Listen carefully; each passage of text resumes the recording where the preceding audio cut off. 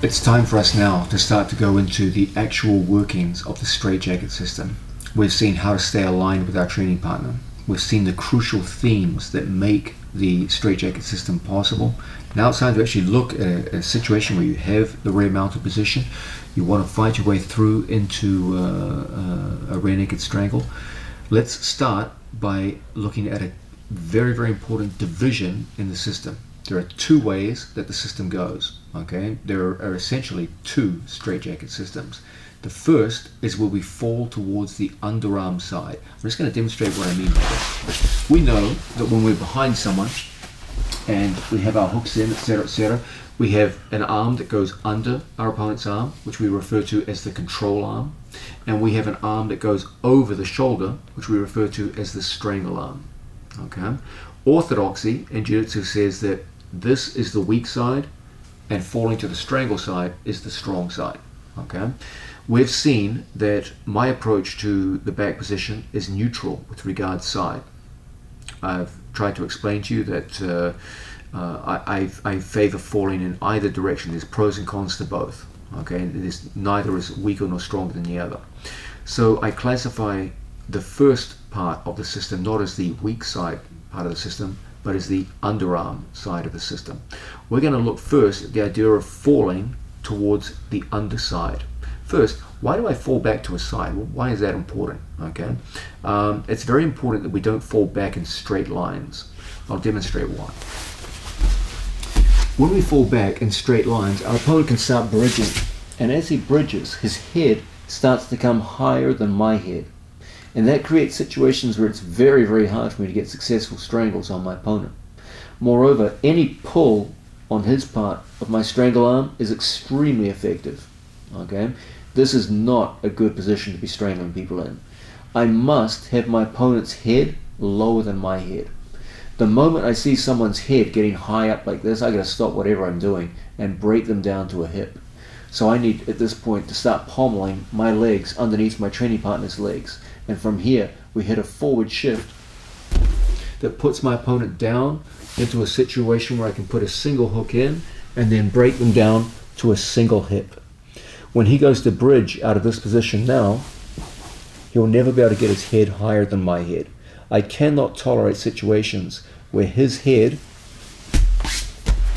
comes up higher than mine. This is not a good strangulation position. So if this should ever happen, I've got to stop whatever I'm doing at this point and start putting his body weight down my body.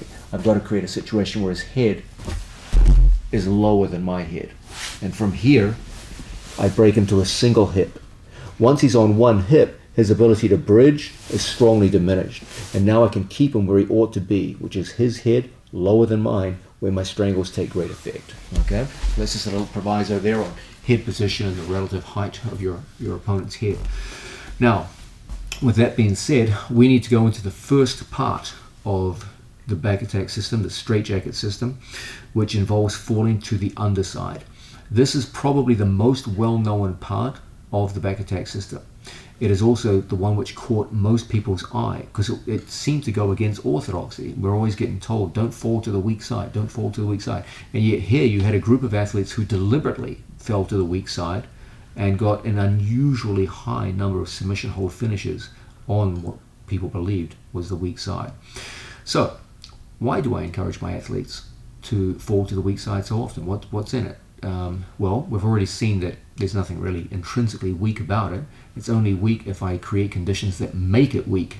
There's nothing inherently weak about it. There are, on the other hand, some considerable advantages. When I fall to the side of the underarm, it creates an unweighted leg. When I fall to my left-hand side and I start putting my foot up high in this position, this creates one leg that carries no weight, and as a result it can move in a very mobile fashion around my opponent's body. I can use it to lock down his body with a body triangle, either inside, outside, etc. I can post on my training partner's hip to put weight on my opponent, and critically I can use it, because it's unweighted, to start hooking into my training partner's arms. Remember, what we're working against here is the deficit problem. My opponent has 1, 2, 3 items of defense. I, at the very most, have 2 items of offense, and usually it's only 1. Okay? We have to be able to redress that balance. You just can't accept getting outnumbered when you're in what is supposedly the most dominant position in the sport. The way we overcome the deficit problem is to incorporate the use of our legs, where our legs play a role in immobilizing our opponent's arms.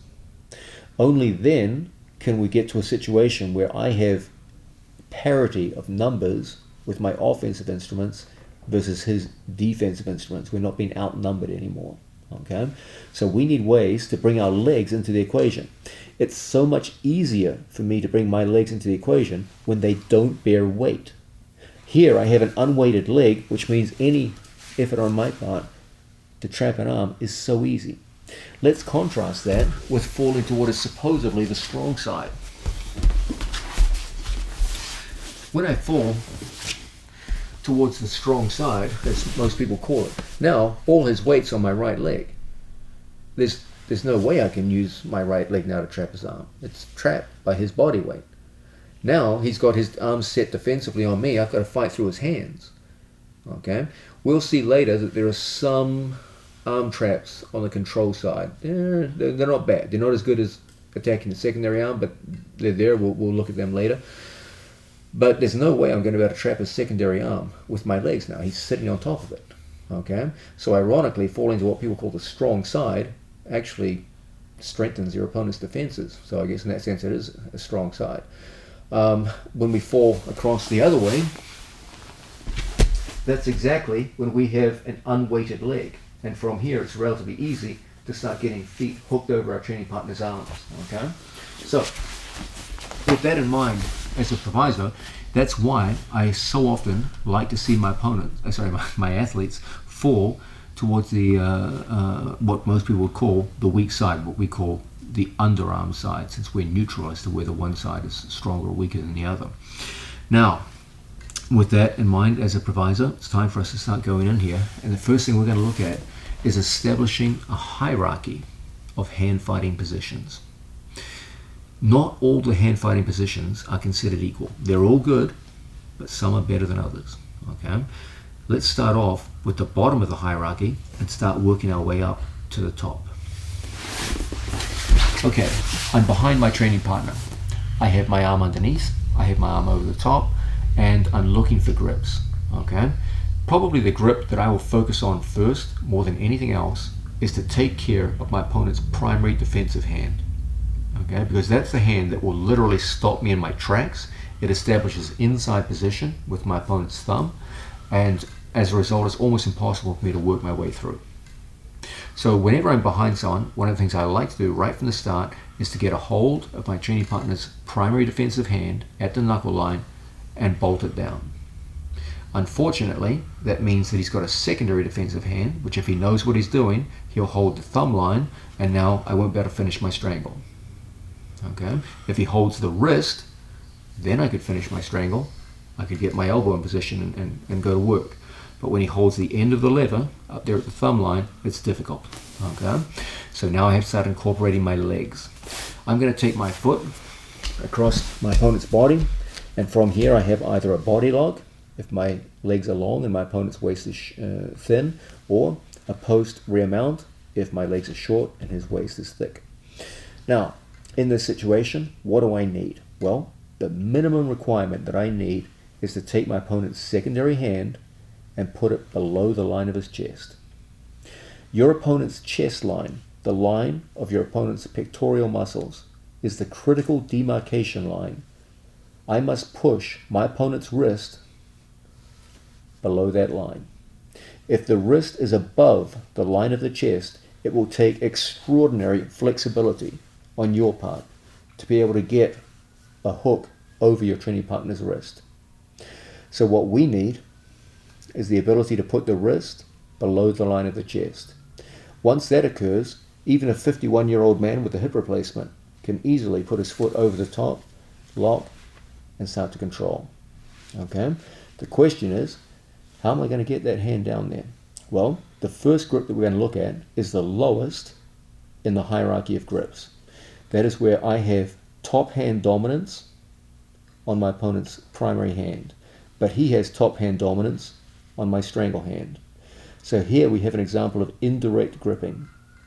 I have two straight grips, but one of them is indirect. Okay. From that indirect grip, I'm going to try to strangle, and I feel his power as he stops me in my tracks.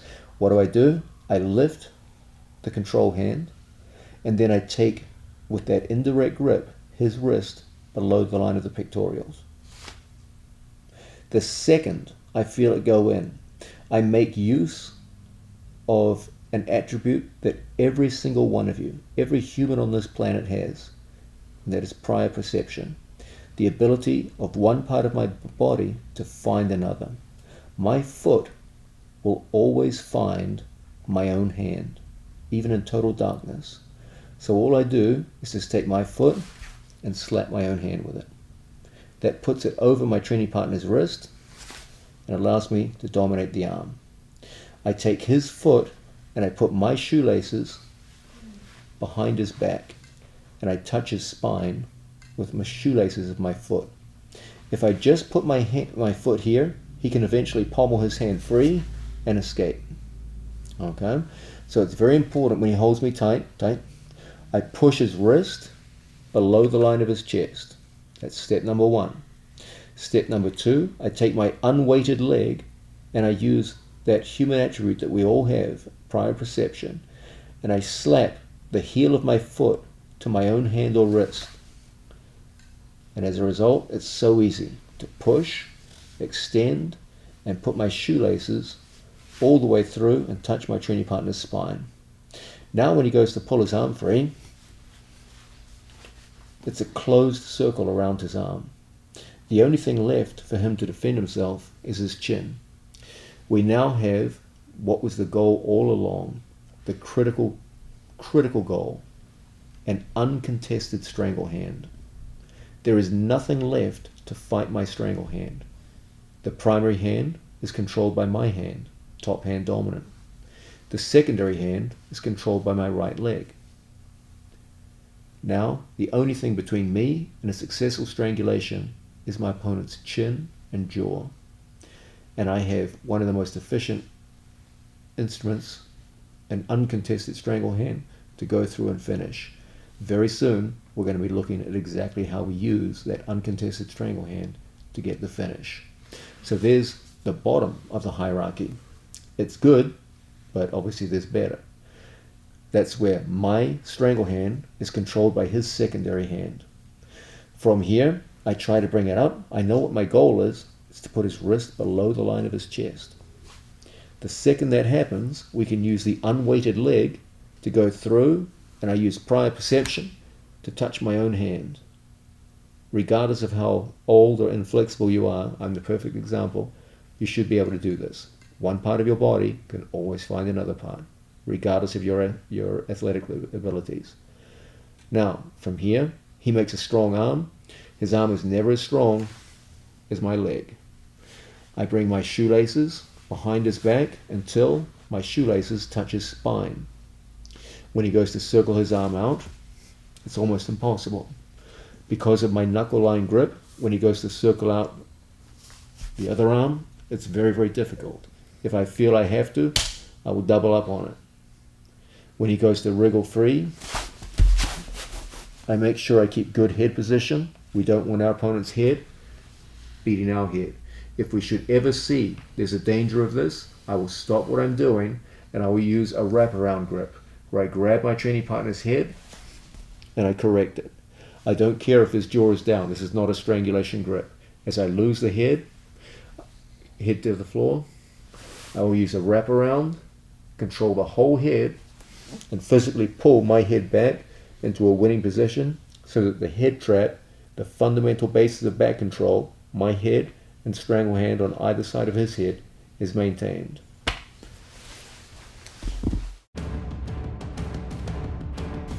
Let's go further into this hierarchy of hand fighting from the back. We just looked at the bottom of the hierarchy, which is double straight grips, with one of those grips being indirect. Now let's look at double straight grips, two direct grips. Slight improvement on what we just saw previously. We know that when we get behind someone, we're under and over. Okay?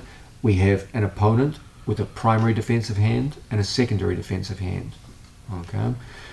As soon as possible, we want to tie up the primary defensive hand, because that's the hand which will stop me in my tracks. The dominant inside thumb prevents me from getting any kind of effective strangle going.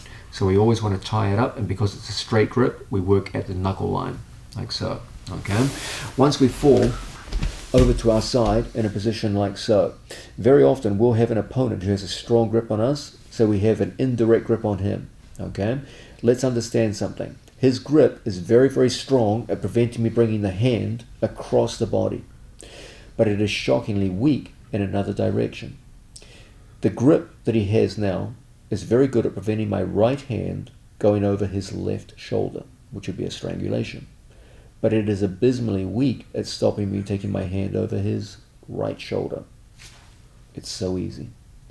People fight against the strength of a grip, not knowing that all the time all they had to do was change direction and they get out so easily.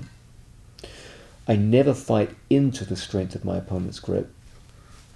I fight out of the strength of his grip. If he holds me with his right hand, the weakness is over his right shoulder. He can hold as tight as he wants. He'll stop me easily going over the left shoulder, but he'll never stop me going over the right. The second that happens, I go in and I take a grip along the knuckle line, top hand dominant. Now I have double straight, direct grips. This is one of my favorite grips to work with. It's a little superior to the idea of an indirect grip, because in truth, the only thing holding me on to my opponent now is my opponent.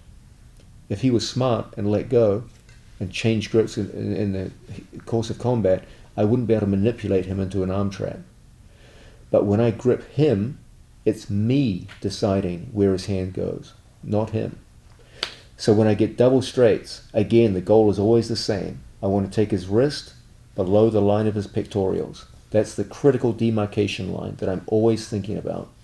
So as I'm behind my training partner, I lift the control hand and I push the secondary hand, my opponent's secondary hand, down below the line of his pecs. As a result, I can use prior perception to touch my own hand like so. Now I push. I put my shoelaces in behind his spine, and once again, what have we got? Two trapped arms. Both of his arms are pinned down. When he tries to release them, it's so difficult. If I should feel he's trying to move his head away from me, then from here we use the head wrap to get our head back in a winning position. And from here, we're in a position where we can start to strangle. When he goes to move away from me with arms, it's so difficult in this position. Okay? Again, I start off behind my training partner. Okay? He has me with the grip. If I try to fight into the grip, yes, he feels as strong as a bull. But when I go right over right, he feels as weak as a kitten. Now I catch and hold. When he goes to pull away from me, it won't be easy in the time available, because the time available is simply the time it takes me to push his wrist below the line of his pectorials. Then I use my unweighted foot to go over the top, and my heel touches my own hand. You can do this in the dark. Your body can do it. You have to trust me. Now from here, we push down. My shoelaces go behind his back, and now there's nothing between my arm and his neck. His two hands are both pinned down, and we're in the perfect position to start fighting for the strangle.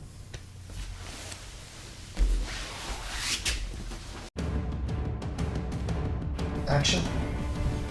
We're starting to get into the details of the straitjacket system. We've seen in the past that I have a strong preference for cross grips over straight grips. The reasoning was that cross grips do a better job of controlling our training partner, utilizing his rib cage and torso, and therefore do a better job of controlling my opponent's elbow. When he goes to yank away, his elbow is pinned close to his own body, and my elbow is reinforced by his rib cage, as opposed to a situation where my elbow is unsupported with a straight grip and his elbow is unrestrained, and as a result, violent movement from his elbow usually results in a breakout. Here, both his elbow and my elbow are restrained. In addition, we get a slipping effect going to the end of a rope, using the additional width of the hand to our advantage. As a result, when my opponent goes to pull away, it's just not easy. Now, because of considerations like that, I rate cross grips higher than straight grips when we're working with a hierarchy from behind our opponent's back. The minimum cross grip that you need if you're going to be successful in these situations is what we call single cross. Whenever we get behind our opponent, the first thing I'm looking for is to get, at a minimum, the single cross grip. Yes, there are better grips than the single cross, but the single cross is your minimum requirement. If you can get that, you can definitely hook onto a lot of people's arms, pin it behind the back, and strangle a lot of people. Let's have a look now at single cross. In a situation where we're behind our training partner, we've seen that we always start with an arm underneath, an arm over the top, and typically from here we're looking to tie up our training partner's primary defensive hand, just like so. Okay. Once we start the action of falling over, and we're in a position like so, as much as possible, as early as possible, I want to get away from straight gripping, which is good, to go into cross gripping, which is great. Okay, so from here we're going to use a move called the pass off. I have double straight grips. I'm going to take my hand and I'm going to put my hand between our two hands. What I'm looking to do is to expose what we're calling, with rather poor taste, the suicide zone of our training partner's wrist. Okay, I'm trying to expose it to my thumb. So I take his hand and turn it, and I expose the suicide zone. I put the blade of my hand between our two hands, and my thumb covers the suicide zone. When my training partner goes to yank out, he just goes to tighten the knot at the end of the rope that we talked about previously. You now have a single cross grip.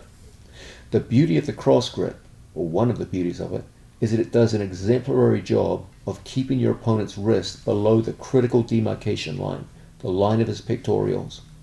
Remember, if the wrist is above the line of the pectorals, it will take extraordinary flexibility on your part to be able to hook your training partner's wrist.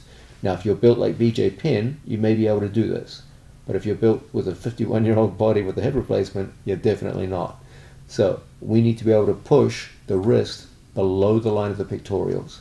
The beauty of the cross grip is that because of the thumb inside position, if my opponent tries to bring the wrist northwards towards his chin, my thumb is inside his wrist and makes it extremely difficult for him to bring the hand up. It's a great way to solidify his wrist below the line of the pectorals. Now, I don't care what he does with his other arm, okay? For now, all I know is that if I have single cross, I'm ready to go. There's no need for me to wait. At this point, I can have an arm around his neck, he can be grabbing, it doesn't matter. All I do is I just throw my foot over and I touch my own hand with my own foot, making use once again of the innate ability that all human beings have, prior perception. Your foot will always find your hand. From here, I go over and touch. Now, I use the heel to go through and put it in behind. Once I get the secondary hand behind, I go hunting for my opponent's primary defensive hand. Catch it, pass it, and lock it up on the knuckle line. And what have we got? Two trapped arms and an uncontested strangle hand, which is always our goal.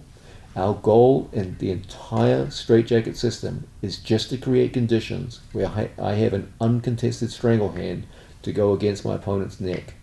What I don't want is to have to strangle in a contested situation where his two hands are controlling mine and I'm trying to get strangles on. This is a disaster. It's so difficult to strangle people like this. I'm sure you've all had those frustrating experiences where you take someone down, pass their guard, get their back, score your points for hooks, and you just can't break through. The hands are all over you.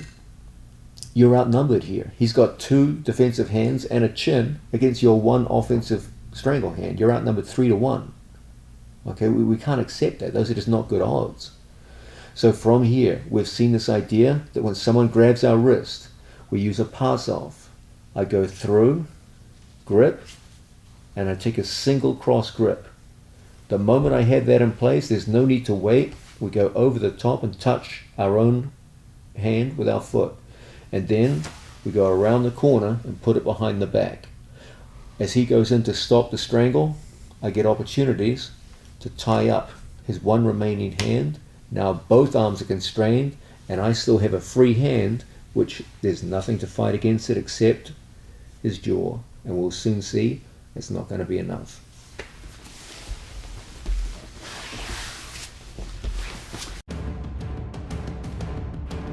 We're working our way through the hierarchy of possible hand fighting positions when we work on someone's back.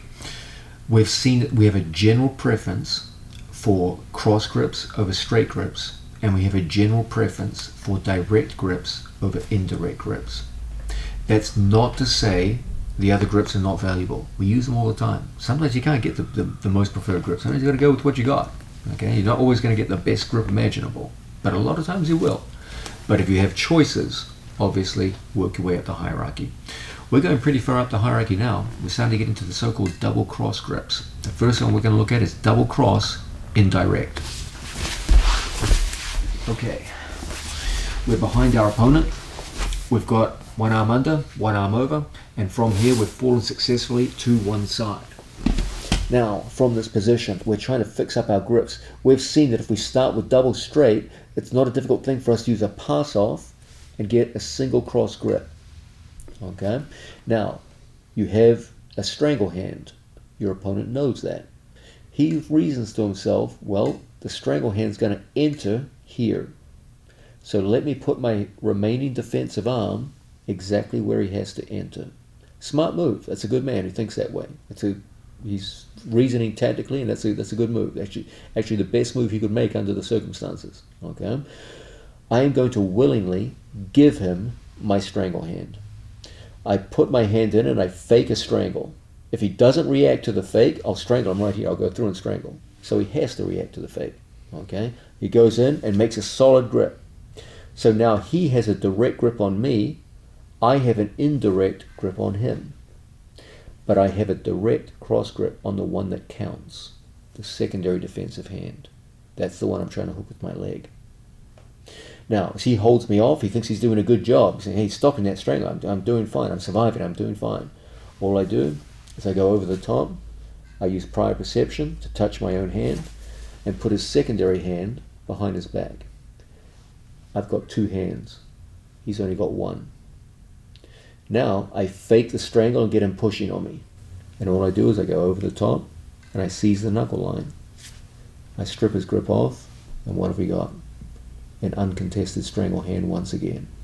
From here, the uncontested strangle hand goes in with no resistance from my opponent's arms.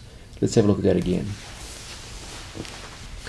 We're behind our training partner. We successfully go in under and over. I start off with double straight grips. That's a good grip. I could just attack straight from here. But I see an opportunity as we fall over to the side to go to our preferred cross grips. I take single cross using the pass off. My opponent intelligently reasons that the next attack is going to be my strangle hand, and it's going to come in right here. So intelligently, he puts his hand as a blocking mechanism. I give him the block.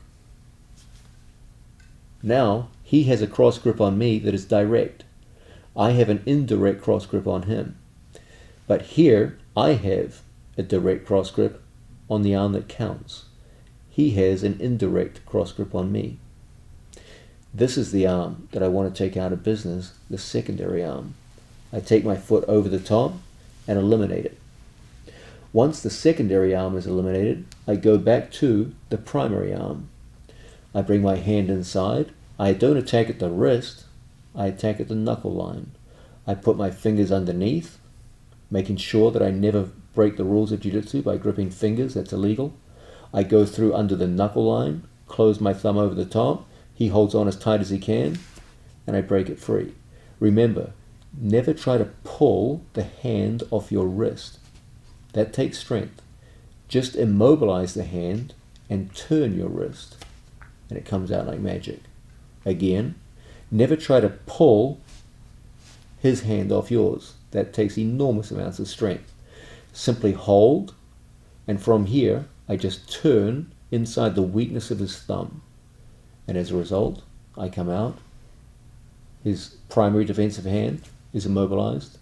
His secondary defensive hand is immobilized. And the only thing between me and a strangulation victory is his jaw. And we'll shortly be looking at how to win that battle.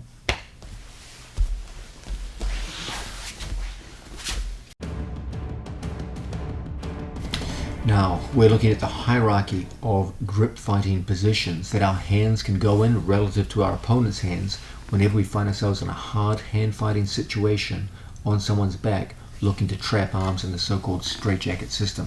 So far, we're looking at the situation where we fell to what many people describe as the weak side, what we call the underside. Our system is neutral, whether we fall left or right.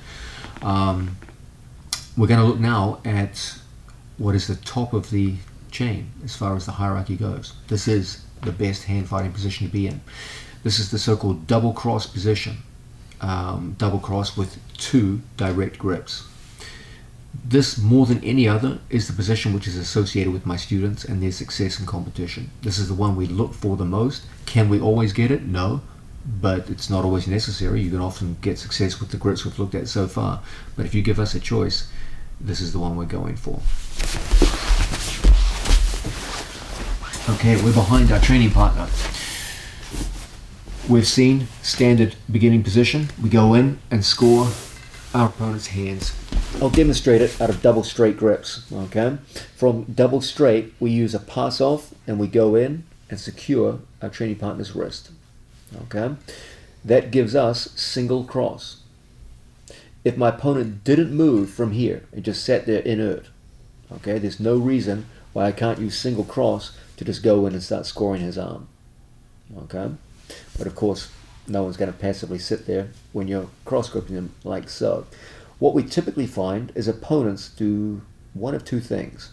Some people block here at the neck, but that's kind of a losing game, because when they block the neck, all we have to do is fake a strangle, ignore the indirect grip, and as we saw previously, go through and put them into a situation where we have an uncontested strangle hand.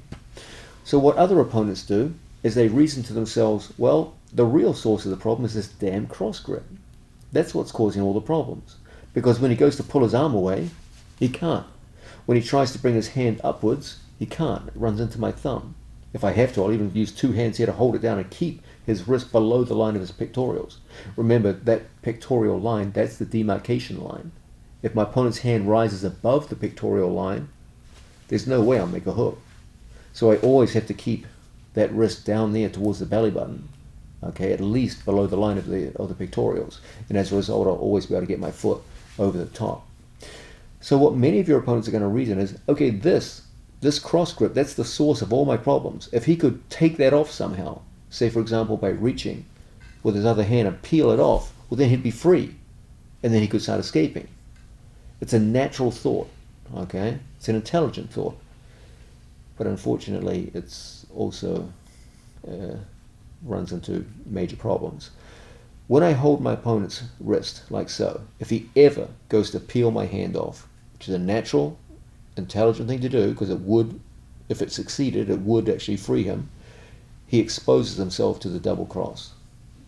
The moment his hand goes to mine, let's understand this in terms of the principle of top hands, okay? Give me a hand. I started with 2 straight top hands. I transferred to a better cross grip top hand. He went to peel it off, so now he's got top hand control. But I've still got an extra hand. My extra hand just comes in and pulls it off. Now you got double cross. When your opponent goes to yank away from double cross, good luck. It's very, very difficult to get away from. Then from here, we just throw the foot over the top, put it behind the back, pass it off, and we're back into the knuckle line, and we're ready to go. Okay, this is my favorite way of controlling the back and getting into the strangles. So again, we're going to demonstrate it out of double straight. That's a good grip in itself. Okay, a lot of times you'll finish people just with double straight. Okay, the problem is, however, that at the higher levels, double straight, the elbows are not controlled, and my opponent can violently yank his arms and eventually break his way out. They control my hand with top hand control. Okay, so we generally do better using a pass off to get cross grips. Now, if he puts his hand up here, as in the previous move, we saw how to deal with that. Okay, this guy reasons to himself, well, this cross grip, that's the source of all my problems, let me peel it off. The moment he goes to peel it off, he gives me double cross. 2 direct grips. It doesn't get any better than that. That's the top of the line. When my opponent goes to yank away, it's so difficult and so easy for us now to go in, control, and what have we got? An uncontested strangle hand. What we wanted all along. The goal of every single one of these hand fighting sequences is the same. It's always the same goal, to create an uncontested strangle hand. As my opponent's chin goes down, we now find ourselves in a position where my hand can work without any resistance from my opponent's hands. It's so different from the normal situation that we see athletes working on the back, where one strangle hand is getting submerged by 2 defensive hands. His chin is down, and you're desperately trying to break through your opponent's hands. It's a disaster. It's so difficult. But the moment we create situations where there's no defensive hands left, it's just his jaw against my strangle hand, and that's when you're going to start strangling people on a lot of different occasions.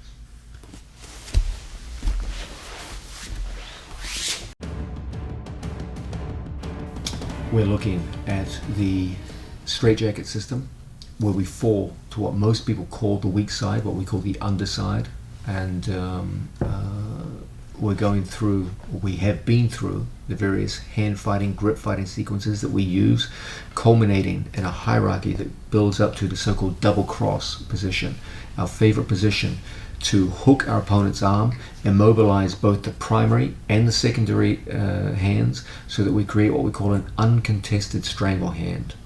We're always looking to create a situation where both of my opponent's arms are locked down, one by a leg and one by a hand, and from here we go in and we have an uncontested strangle hand. There's nothing except his chin to stop me from strangling him.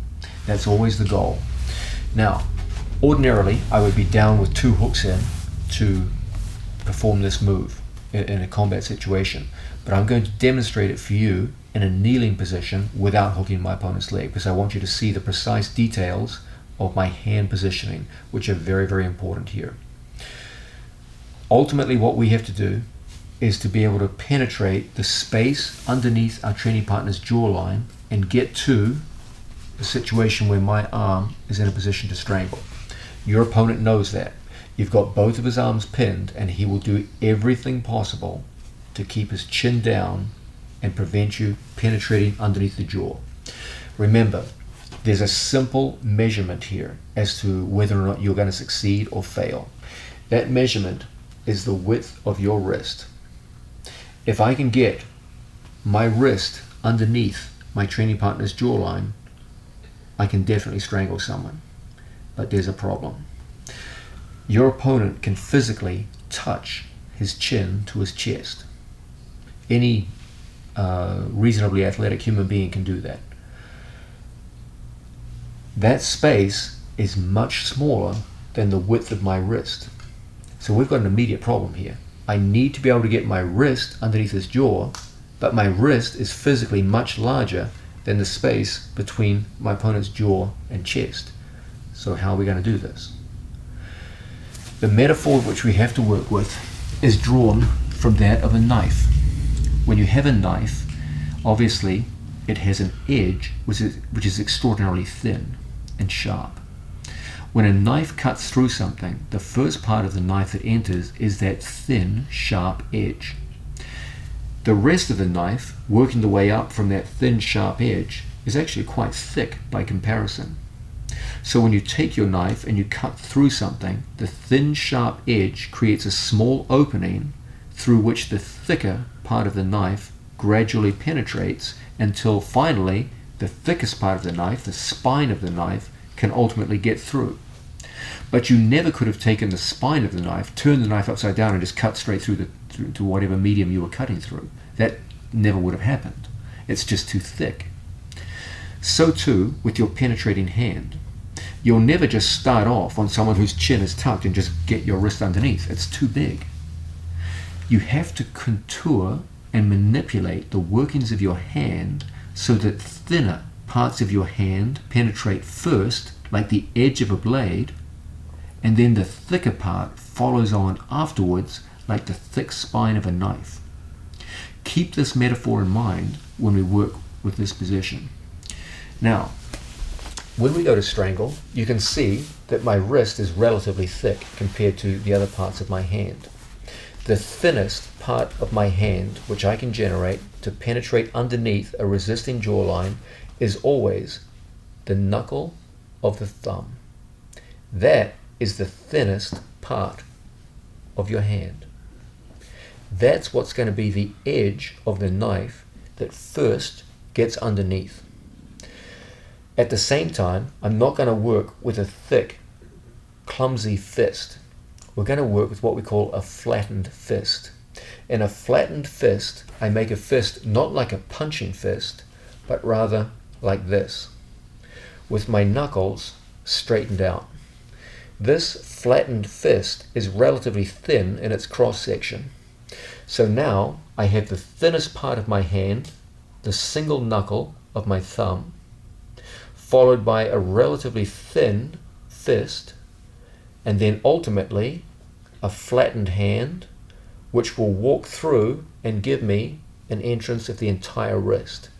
So I go from the thinnest to the thickest until I get the full penetration I need for the strangle. That metaphor of the edge of the knife going through is exactly the metaphor that you must work with. I'm going to show you now by having someone very close to the camera so you can see the small minor details which make the difference between success or failure. Remember, if you cannot penetrate your opponent's jawline, everything else you've done in the back system is worthless, means nothing. When it comes time to strangle, the ability to penetrate the jawline is one of the key elements. Just as there is no heel hook without heel exposure, there is no strangulation without some kind of exposure of my training partner's jawline. I'm going to show you some exceptions to that rule later, don't worry, but I'm talking most cases here. Okay. Now, we're behind our training partner. He tucks his chin. From here, if I put my wrist in there, the wrist is far too thick and will never go underneath my training partner's jawline. So what I do is I take the flattened fist and I take my thumb knuckle. I position it behind the ear and I find the line of the jaw. The jaw goes in a curve and then a straight line. Jaw down tight, tight. I go behind the curve and I put my thumb as a wedge underneath my training partner's jaw. Strong. I wedge underneath. I flatten my fist. Once I feel my fist is flattened, I separate the hands, just like so, and I finger walk across my training partner's chest until the wrist is penetrated.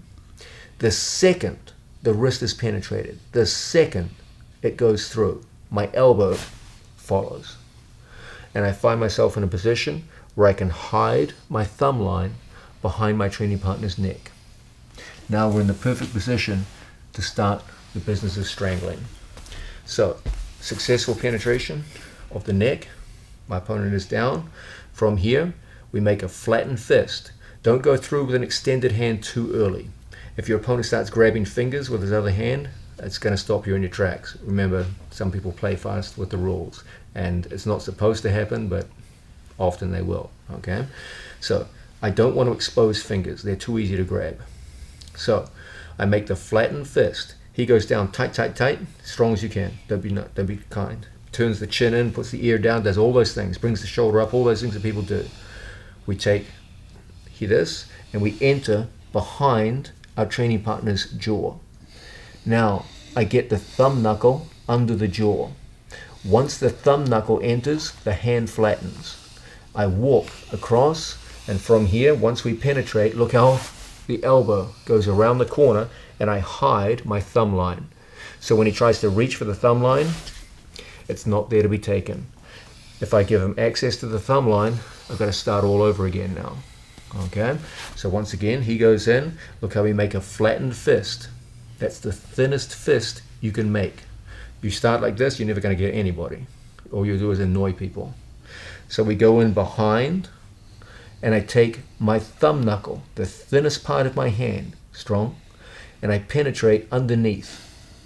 Once I get that initial penetration, the hand extends, and I begin a process of finger walking until the wrist penetrates. The second the wrist penetrates, the elbow follows. I hide my thumb line, and I find myself now in the perfect position to go in and finish the strangle. There is a direct relationship between the action of finger walking across the chest and finger walking down on the mat from a mounted position. Very often you will see people in the mounted position finger walk an arm up, finger walking up, finger walking up. It's a mechanically strong method of generating movement, utilizing the strength of the fingers to generate movement against resistance. We do exactly the same thing here, except it's across the chest. So as we go in behind our training partner and we penetrate with the thumb, then from here I finger walk all the way through until my wrist is through. Once the wrist is through, the elbow always follows. Then we follow into a perfect strangulation position. That's how we use the theory of the flattened fist to get through even the most resistant of jaw lines. One thing you may have been impressed by watching my students in competition is just the sheer mechanical power of many of their strangleholds. When George St. Pierre fought Michael Bisping and applied a powerful stranglehold to his opponent, people were stunned at how quickly he rendered Michael Bisping unconscious with the stranglehold. On many occasions, I've had both competitors who went against my students and onlookers or spectators who came up to me after matches watching, for example, the Ryan brothers or Gary Tonin or Eddie Cummings or any other of my outstanding students, and they were absolutely stunned at the physical force of their strangleholds, and they attributed this to some kind of crazy strength or conditioning program that they were doing. In fact, it's none of those things. It's simply a new approach to strangling mechanics. I'm a proponent of what I call the rotational method of strangulation. Classical methods of strangulation are almost always dominated by a constricting method, where the elbow is lined up directly with our training partner's chin. Then from here, the athletes lock into a classical finishing position, and the idea is to drive the two elbows together, contracting. The force is one of a forward contraction. It's more than enough to put someone to sleep. I'm not saying that it doesn't work. Please don't misunderstand me here. It doesn't take a lot of pressure to render someone unconscious. Even poorly applied strangleholds can do it. But I'm not interested in the idea of being good enough. I'm interested in the idea of taking world-class competition and making them submit to a stranglehold in record time. That's the interesting question. Remember, if even a poor stranglehold will do it on an inexperienced opponent, that's one thing. But I'm interested in strangleholds that work on the best people in the world. So the classical method almost always involves forward contraction, where the elbows go forward, the head goes in, and my body contracts around my opponent's body. It's a workable method. It's worked for generations. And yet, I was never fully satisfied with it. The truth is that it involves a lot of arm power. And on many occasions, you will see athletes attempt a rear naked strangle and get stymied for a period of time by their opponent, and their arms go to the point of exhaustion. And the strangle simply fades out, and their athletic performance diminishes soon after that for a period of time, where they have to go and recover their arms. What went wrong? Well, when I put in a forward contraction, if my opponent gets inside position on my forearm and pulls vertically down the chest with all his strength, I can't bring my elbows close enough together to put enough pressure in to finish. Okay? The truth is that the only scissoring effect here is the effect of my two elbows going towards each other. It's just the work of my pectorals and my arms and shoulders. What I prefer to work with is a rotational method, which actually is much closer in spirit to a gi collar strangle. When we work with a gi and we strangle, everything rotates over my training partner's shoulder. Even the Japanese term for the move refers to a sliding action, which goes over my training partner's shoulder. Watch my right elbow. When I perform the classical gi strangle, my right elbow goes over the shoulder as my head moves away. This is true regardless of whether I hold like so or like so. It's always the same action of a rotation of my elbow over the shoulder. Everyone knows how efficient and how deadly strong collar strangles are. I was also impressed by this, and I asked if there's a way in which I can apply this same kind of rotational method of the elbow going across the shoulder with no gi. And the answer became, after a short period of research, absolutely. When I lock up on my training partner, I really don't concern myself with my elbow position. I don't care about lining my elbow up with my training partner's chin, like so, because ultimately my elbow is going to drift over my training partner's shoulder. When I get into a strangulation position, my whole emphasis, once I close my hands, is on taking my body and rotating my right elbow for a right-handed strangle over my opponent's right shoulder. Even if my opponent puts both of his arms in and locks and pulls down as tightly as he can, the simple action of rotating the elbow over the shoulder puts an unbearable amount of pressure into the stranglehold and creates both extraordinarily quick strangle outs and the ability to go through even extreme resistance with hands, chin, etc., etc. Far more so than the classical contractual methods where my opponent can pull down the body. Look how, as I go forward into a contraction, Placido stops me, but when I change directions to a rotational finish, the pressure is immense. Not only is the pressure more impressive in this superficial sense, but there's a deeper mechanical reason behind it. Until you utilize the power of your chest into a strangle, you'll never have an efficient strangle from the back. If it's just your arms contracting forward, you'll always put limits on how much power you can generate. What I do is I have my chest going forward and my arm going back, so that my opponent's neck is caught between two opposing forces, two coupled forces going in opposite directions. One is my chest pushing forward into him, and the other is my elbow pulling him back. That scissoring effect creates immense turning forces as my opponent locks in and defends himself to the best of his ability. Watch how my chest goes forward into his back and my elbow goes in the opposite direction, and the strangulation pressure is simply immense. When you feel the effect of this rotational finish, it is an eye-opening thing. As I said, many people were shocked when Georges St. Pierre used this against Michael Bisping and how quickly it rendered an opponent who was a weight division higher than him unconscious. Many people have remarked when they've seen Gordon and Nicky Ryan strangle right through their opponent's hands and jaw and get very, very quick submission holds on extremely talented opponents who have fought at the highest levels of the sport.